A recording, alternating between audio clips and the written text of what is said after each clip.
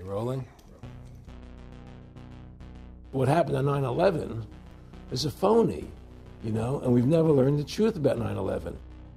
The whole agenda is to create a one-world government where everybody has an RFID chip implanted in them. All money is to be in those chips. And this is given me straight from Rockefeller himself. This is what they want to accomplish. Aaron, what do you think women's liberation was about? We, the Rockefellers, funded that. We funded women's lib. They do whatever they want to do. What we want doesn't matter anymore. It's their agenda, it's their plans that matter. They have all the money they want. They can make all the money they want. They have a machine that can make all the money. It's not about money. It's about control. It's about their vision of how they want to see the world. You hear George Bush saying democracy means freedom. No. Democracy equals New World Order. I believe God put me on this earth to be the best person I could be, and put everybody on this earth to be the best they can be. You have to stand up for what's right in life. And unless you do that, you're nothing. You rolling? I'm honored to be interviewed by Alex Jones, a truth seeker, fighting for justice in America. I believed in individuality and that we were put on this earth to be unique individuals to fulfill our God-given potential.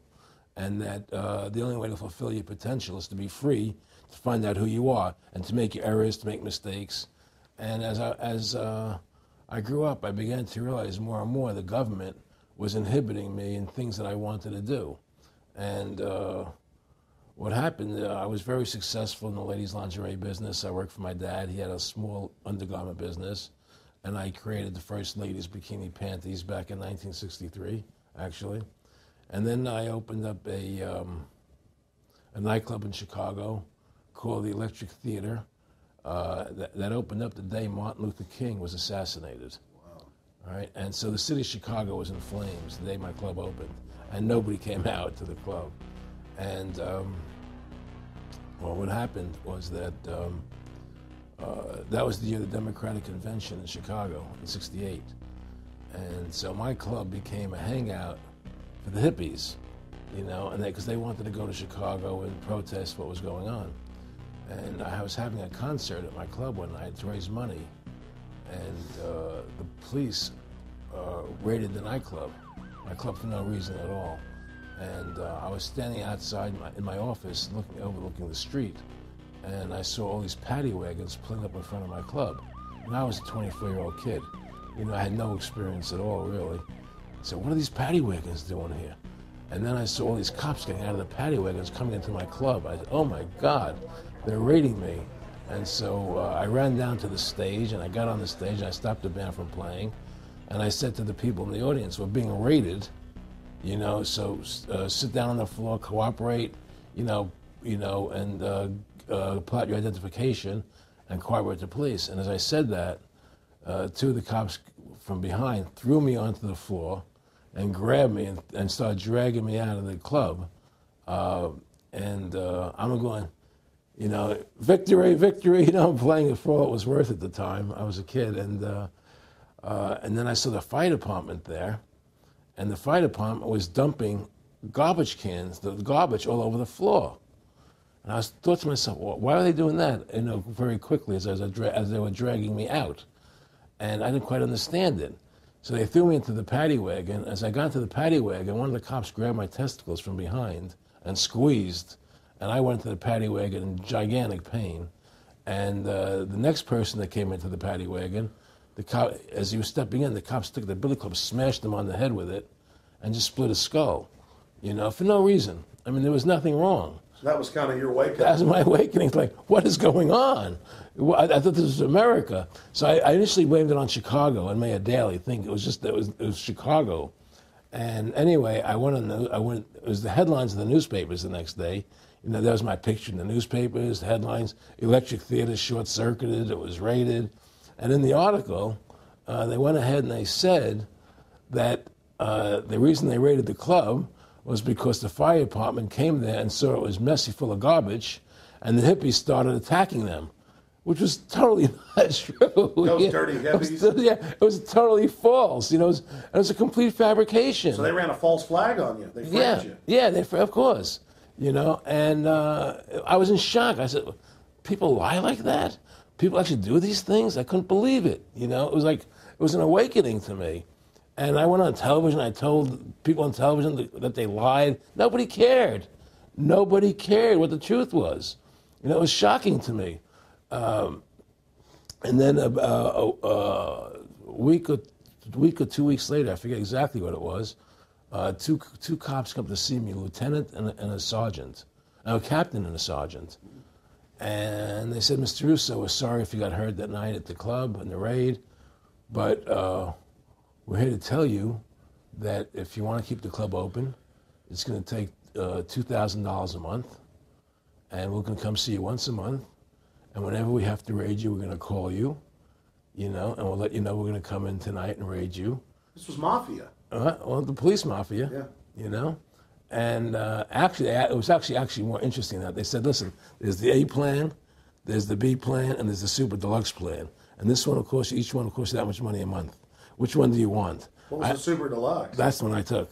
That was a $2,000 a month plan. And I took that plan, and I paid them $2,000 a month, and they left me alone. And whenever they were going to raid the club, they would come there, we're going to have a phony raid tonight, you know, just to look good for the people in the neighborhood, you know.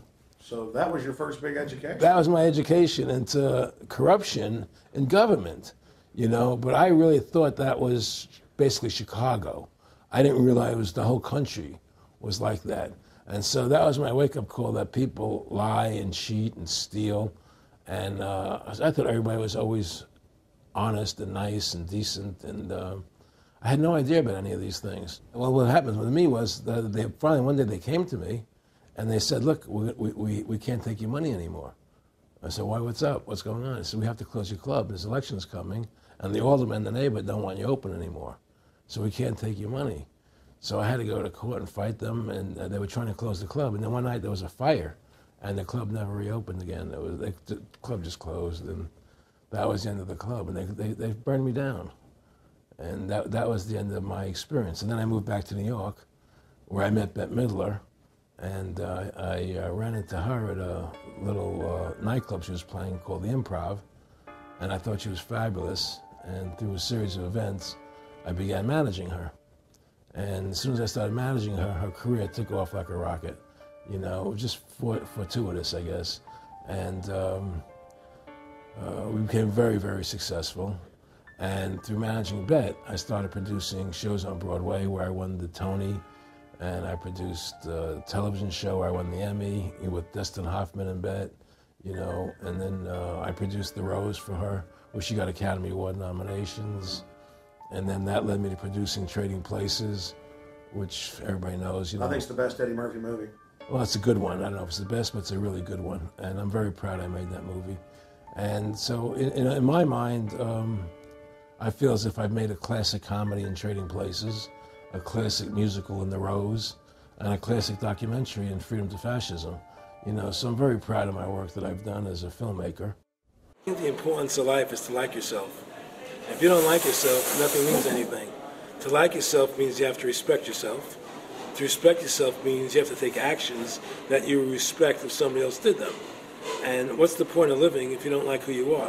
You can have all the money in the world, and if you look in the mirror and you don't like what you see there, what's the point of it?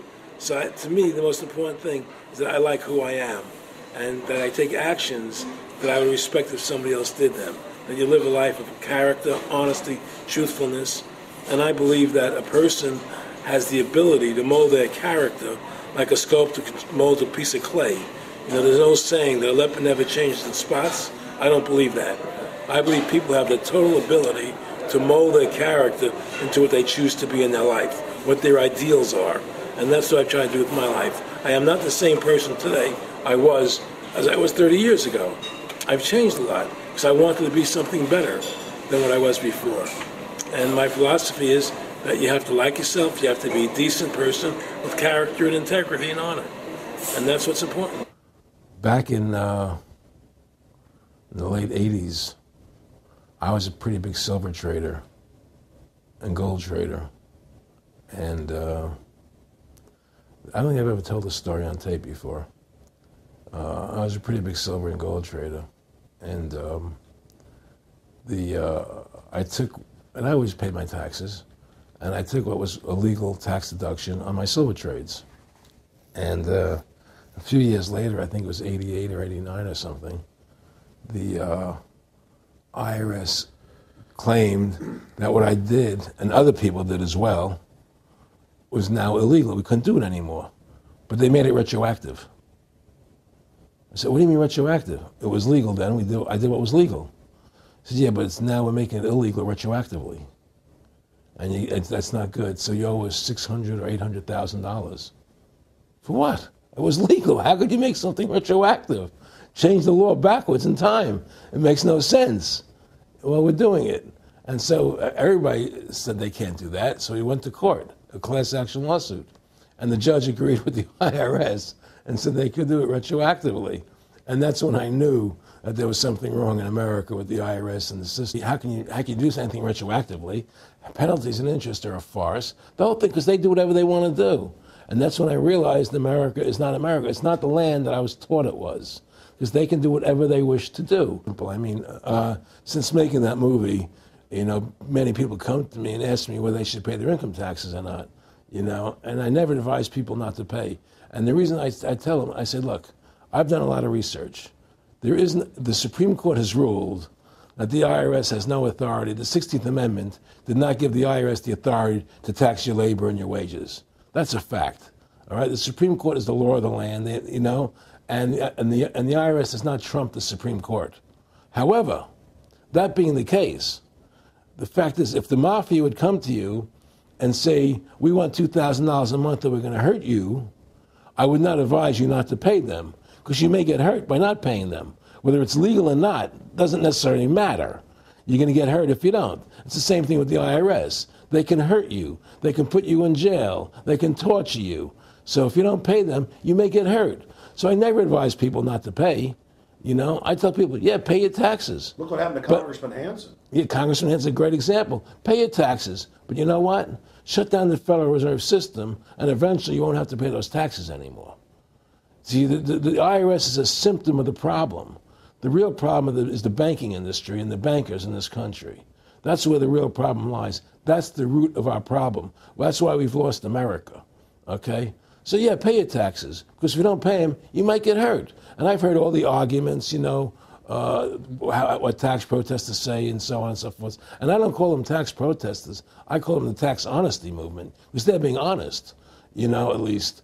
But the fact of the matter is, you're being forced, you're being compelled to pay it, because you're facing jail sentences, you're facing time, you're facing corruption of the courts if you don't pay, right? And so you pay it, because just like you'd pay the mafia. But with the mafia, at least you have the government to call and try and help you to get past the mafia, to protect you. Here you have nobody to protect you. The American people are living in a matrix. They don't understand the truth of how things are working in this country, And let me give you an example of what I'm talking about. The very fact is that if you ask 100 people on the street, what kind of government is America supposed to be? 99% of them will tell you a democracy. America is supposed to be a democracy. But that's a lie. That's an illusion. The word democracy is not written into the Constitution at one time. It's not in the Bill of Rights. It's not in the Declaration of Independence. The Founding Fathers hated the idea of a democracy. They thought it was the worst form of government there is. And I agree with them. Because in a democracy, 51% of the people control 49% of the people. If you're part of the 49%, you're not free. America was founded as a constitutional republic. And in that constitutional republic that we have, 99% of the people can't take away the rights of 1%. You have your rights because you were born with them. You have God-given human rights that nobody can take away from you. The government, the majority, no matter who they are, I can't take away your rights. And that's what our founding fathers gave us. But the psychological operations that they do to us, they make us believe that we're a democracy and that majority rules, you see? And they want you to believe that. Because then they tell you this poll says this many want this and this. America's not a democracy. But you ask the most intelligent people what form of government America is supposed to be, they'll say a democracy. Because that's what they've been brainwashed. They've been psyoped into believing that. They believe that we're in Iraq. They believe we're in Iraq to promote democracy. The word democracy, you hear George Bush saying democracy means freedom. No. democracy equals New World Order. Democracy equals slavery. The word democracy is not synonymous with freedom. It's the opposite of freedom. Democracy is the worst form of government you can have because it's majority rule. And the government can tell you exactly what they want to tell you to do because the majority wants it. I don't care what the majority wants. I live my life as I choose. And if I don't commit violence, theft, or fraud against another human being, I can live my life as I wish. That's my choice. And if I'm allowed to make mistakes, because when you make mistakes, you learn from them. You grow as a human being. We're put on this earth to become the best individuals we can be, to fulfill our God-given potential, right? We're not here to put on this earth so that the government can tell us how to live our lives and what we must do. We put into these systems and these paradigms. No. The same thing in health. You know, if you're sick, you have to have a certain protocol. Nonsense. You know, be individuals. Think for yourself. Have critical thinking, you know. And so what's happened is that because they've taught everybody that we're a democracy, which is not true, now, so then in 1913, they bring the Federal Reserve System into being, right? And now you have this Federal Reserve System, which then in 1913 got the right to create money for the government, when before that the government created its own money. Now the government, when it needed money, had to borrow it from this private bank called the Federal Reserve, which is a private bank owned by individuals, incorporated in Delaware. And so what happens is now the government borrows money from them to fund the government. Then the government says, well, we have to pay these people interest. How are we going to pay them interest? Let's impose a tax on the labor of the American people, which never existed before, to pay the interest to the bankers. In fact, in 1980, Ronald Reagan said not one red cent of your income tax money goes to run the country. It all goes to the Federal Reserve. Well, it was the Grace Commission report that said that not one nickel goes to the infrastructure of the country. You know. I guess Reagan quoted that. Too, right. And so, but the point I'm trying to make is that by creating this Federal Reserve System, the government now became dependent on these private banks for money, and they started taxing us. You see, and so now what happens is that in 1935, I believe it was, Social Security started. And they gave you Social Security cards, said not to be used for identification, the Social Security number right on the card, right? And through Social Security, they started deducting money out of your paycheck.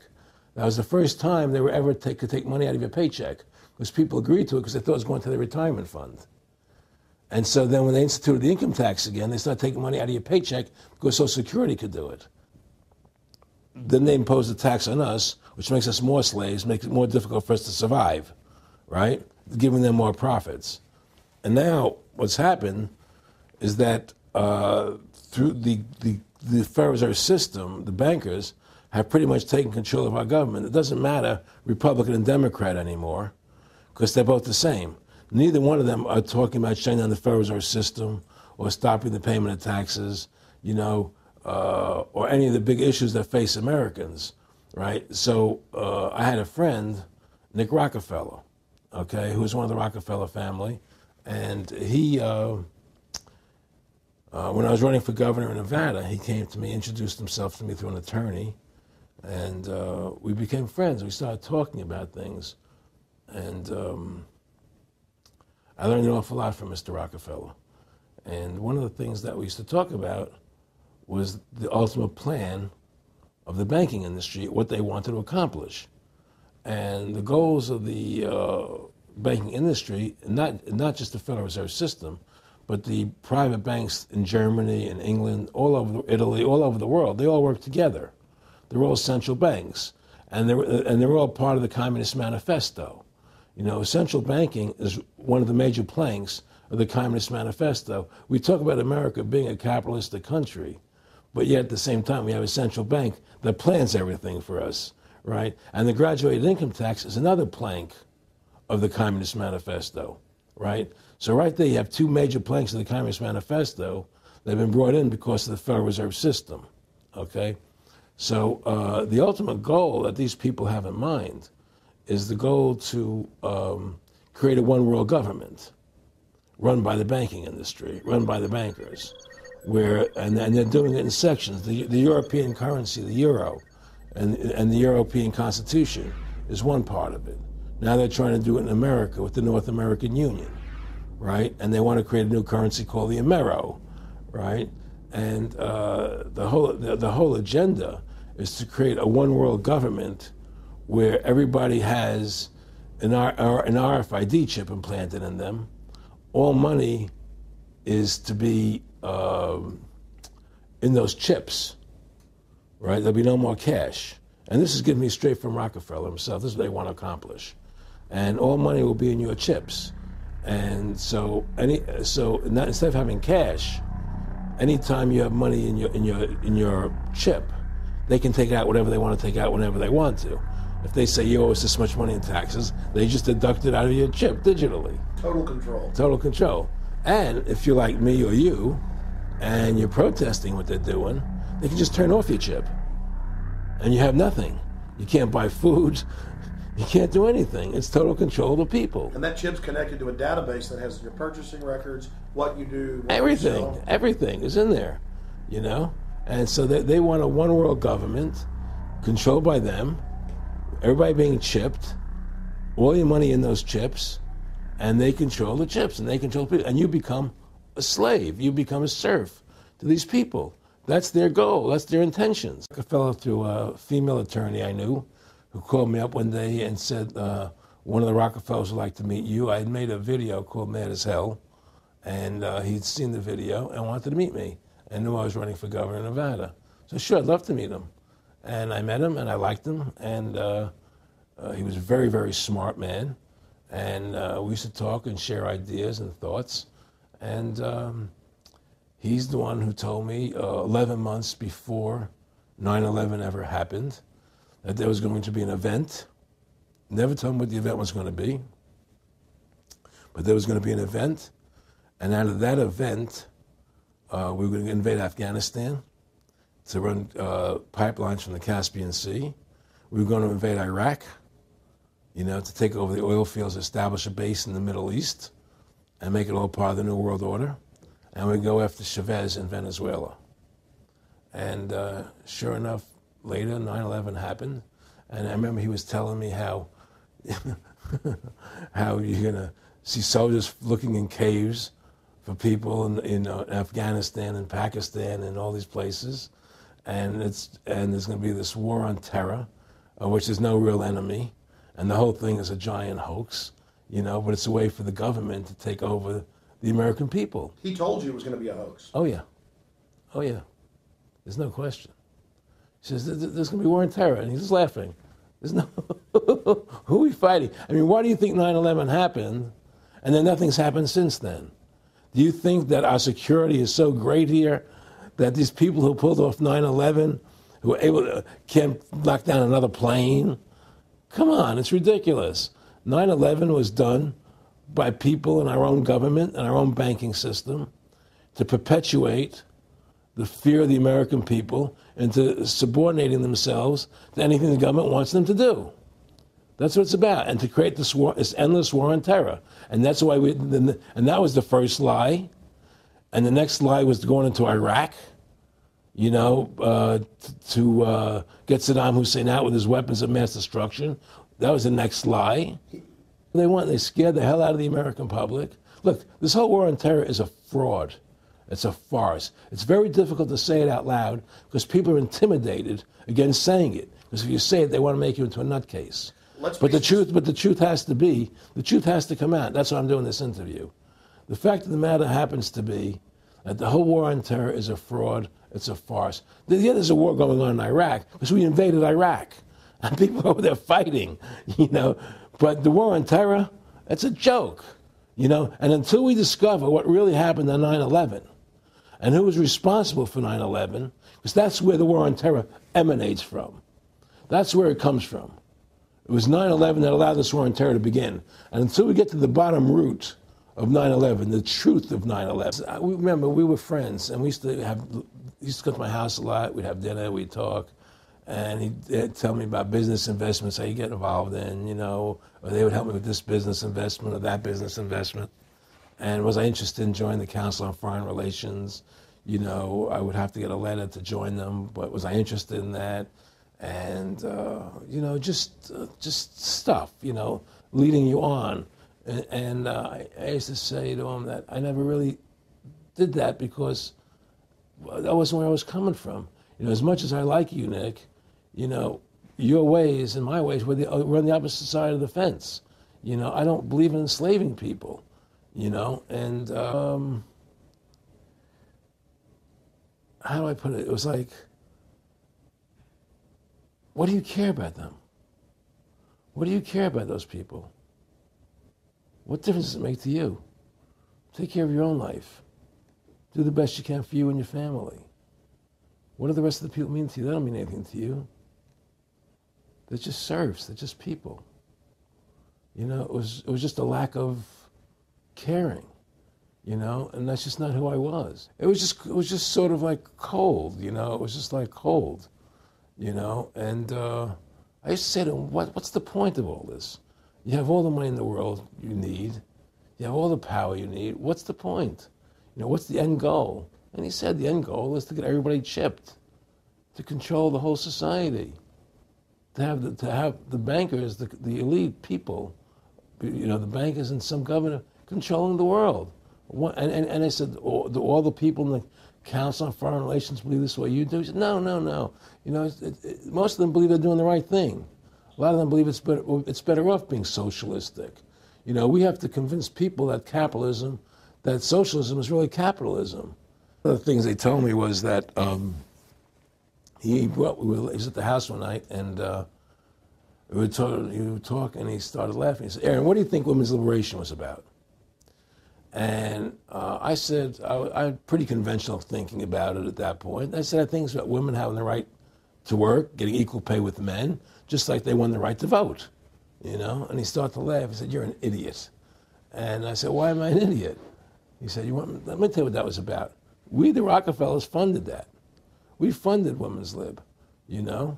And we're the ones who got all over the newspapers and television, the Rockefeller Foundation. He says, and you want to know why? He said, there were two primary reasons. And they were, one reason was we couldn't tax half the population before women's lib. And the second reason was, now we get the kids in school at an early age. We can indoctrinate the kids how to think. It breaks up the family.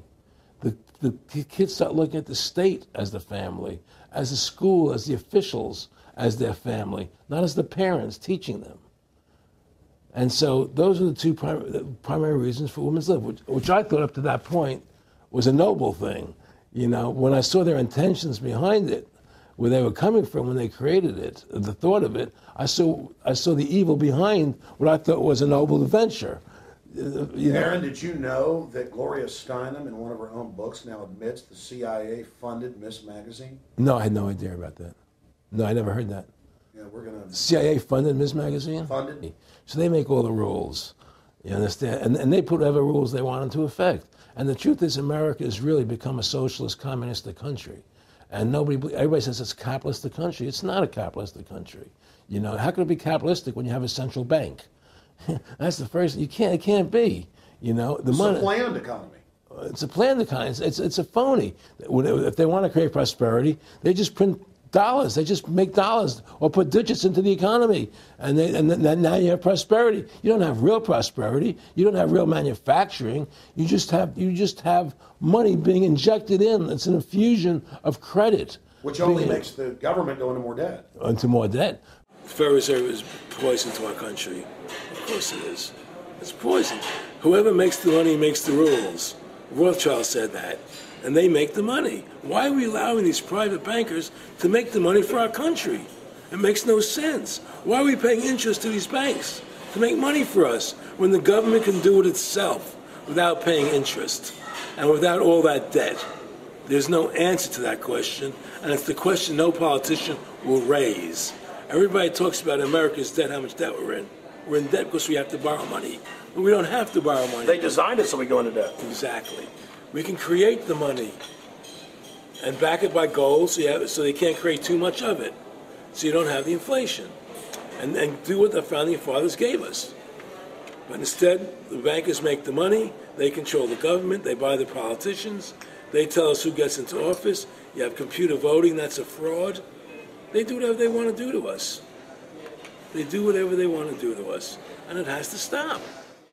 My friendship with Nick Rockefeller was one where we expressed ideas to each other and thoughts and philosophies, and he wanted me to become part of what they were doing, and for me to become a member of the CFR, and offered various business opportunities for me to get involved in, and for me to not take up the fight or the battle that I've been taking up in the past, to drop that idea, because what was the point of my fighting for the people?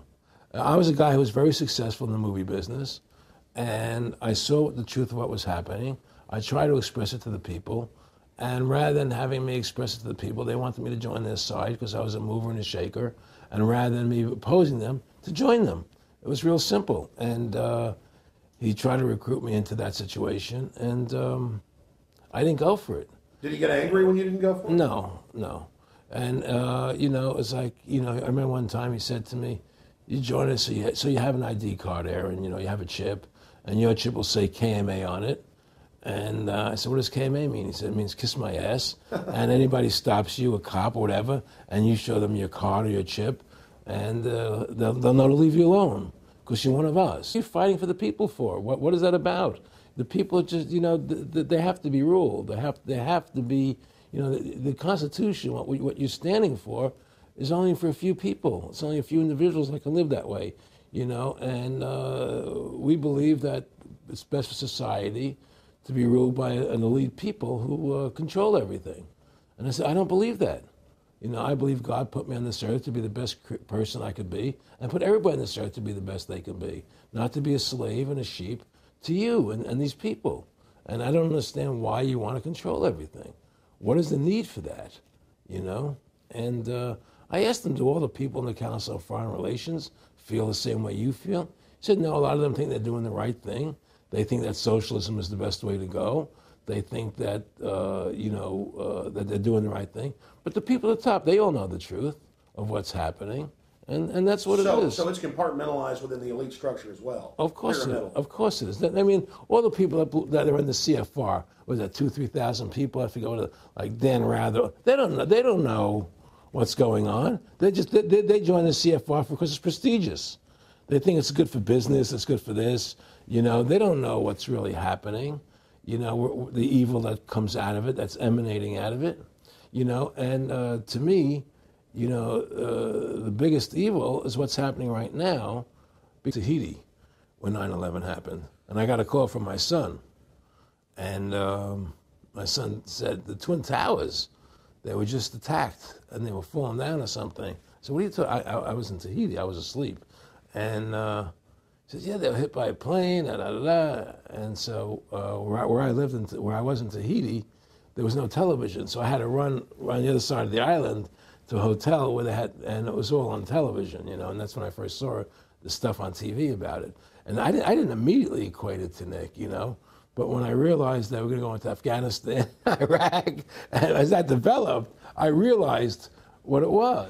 How could there be a war on terror and actually say that we're having a war against terrorism and leave the borders wide open? If you were the President of the United States, or I were the President of the United States, and 9/11 really happened the way they want us to believe it happened, the first thing you would do is shut down the borders so people couldn't get in the country to harm you. But they left the borders wide open because the bankers want the borders open because they want a one-world government. They want a North American Union. They don't want borders here. The 9/11 was only a manifestation.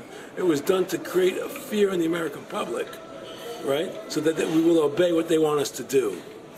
And take Richard Reed, the shoe bomber. Here's a guy who was 6'6", ugly as could be. I heard he smelled. Okay, he sits in coach on a plane, lighting matches to put his shoe on fire, surrounded by people. It's idiotic. If you were going to blow up a plane, you go into the bathroom, you close the door, and you put your shoe on fire. You're not going to sit there surrounded by people lighting matches on a no-smoking flight. They want you to believe this nonsense. It's ridiculous. Keep people in fear.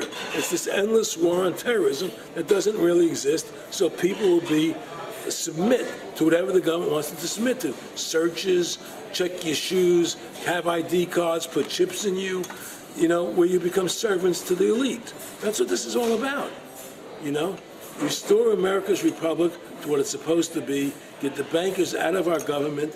Get the bankers out of our government. Government should stop borrowing money from the banks. Government should make its own money, restore the republic, individual freedoms. That's what this country's about. And until we do that, we're gonna be slaves. I mean, to me, I see people like Bill O'Reilly on television, right? And I see how much they control the media. Like there's this girl on Bill O'Reilly the other night from an organization saying the world can't wait. And this girl was spot on. Everything she was saying was the truth. And all Bill O'Reilly could do was call her a lunatic. He couldn't challenge the facts. They just call people names.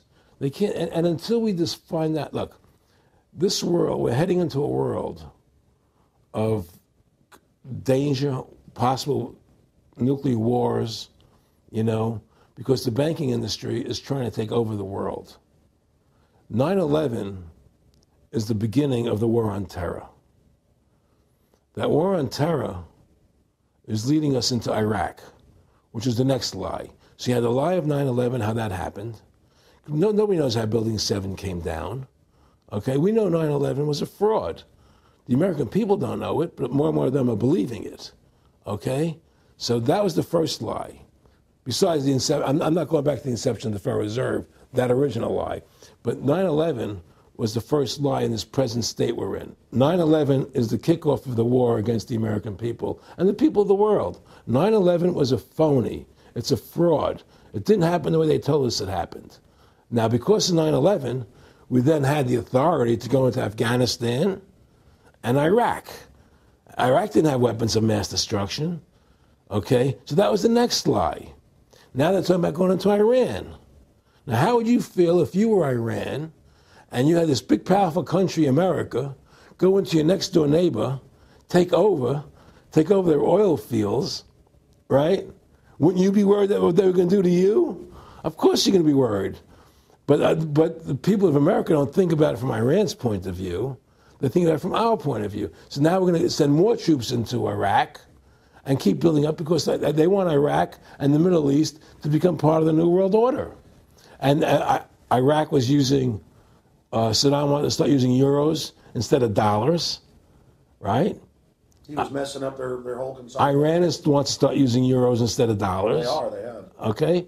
So I'm saying what they're trying to do is preserve their power. And one lie leads to the next lie, leads to the next lie. And until you get to the root cause of 9/11, which is supposedly the war on terror, we'll never solve our problems here. Should we send more troops into Iraq? Should we not send more troops into Iraq? Well, the fact is, that it all goes back to this war on terror. Where did 9/11 come from? That's the root cause of everything. And until we have a full investigation, find out why Building 7 fell down, why they shipped all the steel out of America so quickly, from the buildings, why all the things that don't make any sense about 9/11, until we find out why it really happened, we'll never understand why there's a war on terror. And we'll never be able to prove that the war on terror is a phony. Nick and I discussed many things. One of the things we discussed, or he brought up in conversation, was reducing world population, and felt that there were too many people in the world. In a way, I agree, there are too many people in the world, but I don't think I have the authority to say who's going to die and who's not going to die, But they felt that they wanted to reduce world population, and he felt that it should be reduced by half. He even mentioned to me once they were having a real problem trying to solve the Israel-Palestinian problem. And he talked to me once about they were playing with the idea of bringing Israel to Arizona, and taking all the people from Israel and giving everybody $1 million and setting up Israel in the state of Arizona. Unbelievable. To end that problem, because that's a problem that they're not in charge of. in a sense. They're not controlling that problem. They're very arrogant. They can do whatever they want to do. We've given these people the authority to create money out of thin air. And through that device, they control everything. And if you want to win the battle to stop that, you have to deny them the ability to create money. It's only because they can make money that they have all this power. They literally have the money machines. They have the money machines. They can print it. They can do whatever they want to do. They own everything. Aaron, we take over pretty quick. If we were the guys that issued the money, everybody had to come give us real assets for the use of this money we just printed up. You know, people. I tell people, why in the world does the American government borrow money from the banks when they have the ability to create it themselves without borrowing it and paying interest on it? Why? And nobody can answer that question. Not one politician ever raises that. Why does the American government borrow money when they can create it without paying interest? Well, we did create it up until 1913. And so people say, well, because if the American government does it, it'll create inflation. That's the answer. I say, well, let's look at it. The American government has the Federal Reserve do it, which creates the same inflation as if they did it. But also with the inflation, now you're getting massive debt. So with the Federal Reserve, you have inflation and debt. Now, if the American government made the money, backed by gold, which limited the amount they could make, you wouldn't have debt and you wouldn't have inflation. But there was no inflation. People knew what the money was worth. They could retire. They knew what it would cost them to live their lives out. There was no problem. It was only since 1913, when the Fed came in, that we created massive inflation and massive debt. So then what you said earlier, then there really wasn't inflation. There was no inflation. So you don't get inflation when the government issues the money, at least in the U.S. history. Well, not if it's backed by gold. Well, That's right. But once that ended, but basically there was no inflation other than that during that short period of time. I mean, a loaf of bread was a loaf. Of course, the same thing. People could plan their lives. Today, they planned inflation. Now you have two parents working. They can't afford to pay for their family anymore. The kids are going to state-run schools now. The kids are being indoctrinated how to think. They're being given Ritalin. They're being given all these drugs. The whole country's being dumbed down. It's all because of the Federal Reserve System. And the Federal Reserve System and these bankers are responsible for the demise of America. And if we ever want to win this battle, you must shut down the Federal Reserve System. And we must shut down these bankers. I can't speak to those families because I can only speak about, what I know for fact. Everything else is speculation, and I don't like to speculate. I know about Rockefeller because I was friends with him. We talked about it, and I can tell you first. He said the New York Fed is the main controlling interest of the Federal Reserve System. They control the bulk of it. So the New York Fed is really the Federal Reserve System. Even though there's 12 different banks, it's run by the New York Fed. And the New York Fed is basically the Federal Reserve System. So who's ever running the New York Fed is where, and the families that control it, control the New York Fed. And they're the main engine behind the Federal Reserve System. And that's a wing of the Bank of England. Well, the Bank of England and the Federal Reserve are partners, and the Bank of England is a private bank, and so is the Bundesbank in Germany, and the bank of all the banks of the G8 countries are all private banks. They're private central banks. And look, what happened in Europe? Didn't Europe vote down the European Constitution? Yes. They're still doing it. Didn't they vote down the euro? They're still doing it. They don't care what the people vote. They do whatever they want to do. What we want doesn't matter anymore. It's their agenda. It's their plans that matter. Isn't that prima facie evidence of a tyranny? Well, there's no question we're in tyranny. There's no question we're living in a world where the American citizen is no longer a free individual human being to do the things that they wish to do. We're slaves, and it's getting worse. What do we got to do to bring these people down? In my opinion, you must shut down the Federal Reserve System.